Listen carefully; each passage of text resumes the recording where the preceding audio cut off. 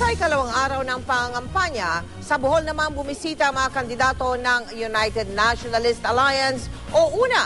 At dahil wala na naman doon ang tatlong kung tawagin ay common candidate o yung po mga kandidato nila na kandidato rin ng Partido Liberal, gusto na silang pagpaliwanagin ng koalisyon. Mula sa Bohol, nakatutok live si Sherry Ann Torres. Sherry Ann? Yes, Mel, tama ka dyan. Tatlong ang guest candidates, wala pa rin dito sa ikalawang araw ng pangangampanya ng United Nationalist Alliance. Kaya ang balak ng liderato ng UNA, kausapin na sila at liwanagin. Saan ba talaga sila? Sa kabila o sa kanila? Dito sa Bohol ang ikalawang destinasyon ng mga senatorial candidate ng United Nationalist Alliance o UNA. Pero kulang-kulang ulit ang dapat sanay 12 kandidato. 8 lang ang dumating. May sariling lakad daw si JV Ejercito at ang amang si Joseph Estrada na nasa Sultan Kudarat.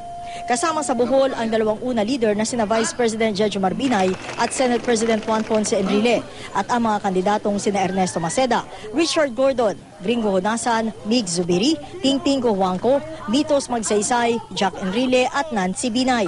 At gaya kahapon sa Cebu, no-show ulit ang tatlong common candidate ng UNA at Liberal Party na sina Loren Legarda, Cheese Escudero at Mary Grace Poe.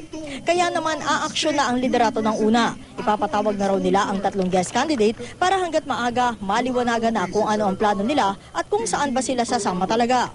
Yung usapan natin kayo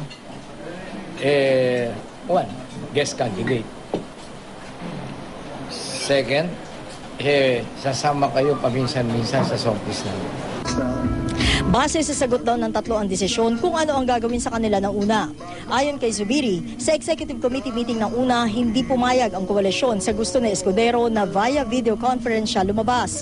Ayaw na rin daw ng UNA na nagpapadala lang ang mga ito ng kinatawan. Nasa political rally ng LP ang tatlong guest candidates sa Batangas ngayong araw. Ang sabi ni Escudero, nagkataon lang daw na may dinaluhan siyang event sa Bohol kaya sumama siya sa kampanya ng LP. Si Poe naman, maaaring sumama sa ibang political rally ng UNA para magpasalamat pero hindi siya mag-e-endorso ng mga kandidato ng UNA. Si Legarda naman, sumama naman daw ang tatay niya sa UNA rally pero hindi masabi ng senadora kung makakadalo siya sa ibang UNA rally. Nag-ikot sa mga bayan ng Calape, Loon at Balilihan ang UNA candidates. Nag-Ash Wednesday Mass ang grupo sa Our Lady of Life Parish sa Loon, Bohol at ipinagdiwang nila ang kaarawan ni Enrile. Paglilinaw ni Binay, ibang kampanya raw ang gagawin ng UNA. Issue for issue.